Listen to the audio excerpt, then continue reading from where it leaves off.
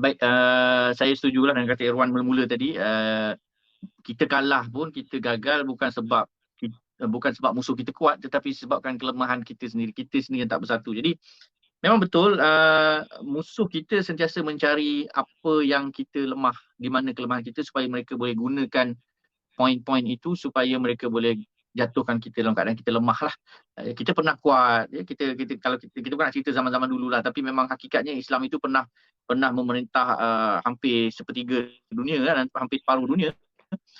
Dan kekuatan itu memang ada di dalam diri kita, tetapi mereka mencari kelemahan di situ dan mereka perbesarkan kelemahan itu supaya kita gagal. Jadi untuk itu saya rasa kita jangan biarkan musuh yang mencari kelemahan kita, biar kita sendiri yang mencari kelemahan kita.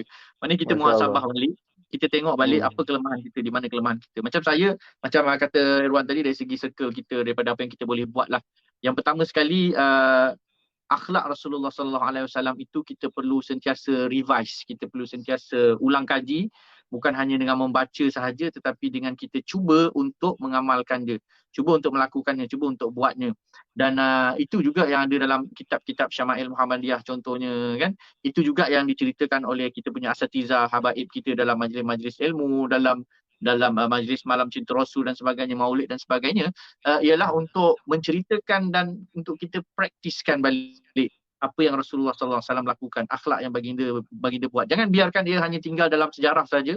Jangan biarkan kisah-kisah Nabi sallallahu alaihi wasallam itu hanya dibiarkan sebagai untuk diceritakan saja, tetapi untuk kita lakukan, untuk kita praktiskan. Daripada sekecil-kecil kita berada di rumah sebagai seorang ayah, sebagai seorang suami, sebagai seorang anak, sehinggalah kita sebesar-besar kita menjadi pemimpin, menjadi bos, Hmm. menjadi ketua, menjadi apa namanya, ialah pemimpin lah kepada masyarakat kita. Jadi kalau setiap seorang daripada kita dapat cuba mencontohi apa yang Rasulullah SAW lakukan, walaupun kita takkan dapat mencontohinya secara sempurna, tetapi kita dapat persentage sedikit saja daripada itu pun sudah memadai, kerana usaha kita ke arah itu yang Allah pandang sebenarnya, ya.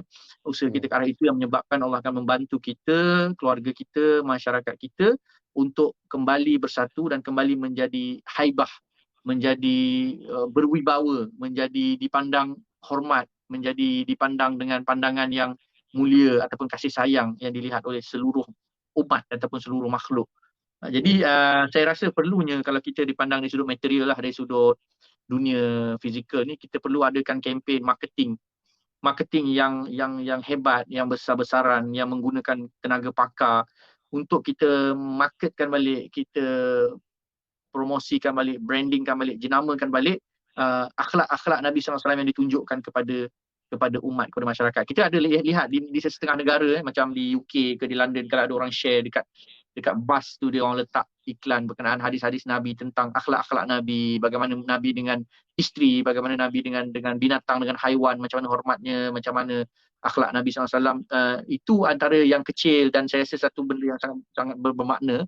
Dan saya pun Ya. ada teringat satu satu usaha yang dilakukan oleh sahabat-sahabat kita di luar negara jugalah, di US ke di UK tak silap saya, mereka lakukan bila hari Maulidur Rasul itu, mereka hadiahkan bunga ros kan, dengan mereka beri hadiah kepada masyarakat bukan Islam di sana. Kenapa? Bila ditanya, Ya. oh hari ini adalah hari jadi ataupun hari lahir Nabi kami sangat gembira dan kami nak hadiahkan anda semua dengan hadiah ini. Jadi itu pun salah satu, walaupun nampak kecil, tetapi dia adalah satu cara marketing, promosi, dan cara kita nak kembalikan balik umat ini supaya mengikuti akhlak Rasulullah SAW. Kita tengok contohlah Ustaz Abid Liu kan, Ustaz Abid Liu yang dia seorang-seorang yang buat benda tu. Yalah, dia ada tim dia Ya. juga, tapi dia ditonjolkan dengan akhlaknya, membantu orang yang susah dan sebagainya. Itu pun cukup bermakna dan memberi impak yang besar kepada orang bukan Islam yang melihatnya. Jadi itu seorang. Bayangkan kalau 100 orang ataupun 1000 orang seperti beliau di Malaysia ini, saya rasa pasti kesannya sangat besar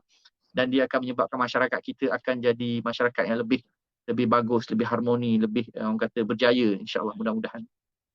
Masya Allah. Min, cuba habiskan ayat ni, Min. Kita perlu kita boleh mencapai kesatuan apabila kita habiskan ayat tu, Min. Kita boleh capai kesatuan Apabila kita tanamkan cinta Allah dan cinta Rasul dalam hati kita, dalam hati anak-anak kita, dan kita jalankan, kita laksanakan akhlak Nabi sallallahu alaihi wasallam dalam kehidupan kita. Masya Allah.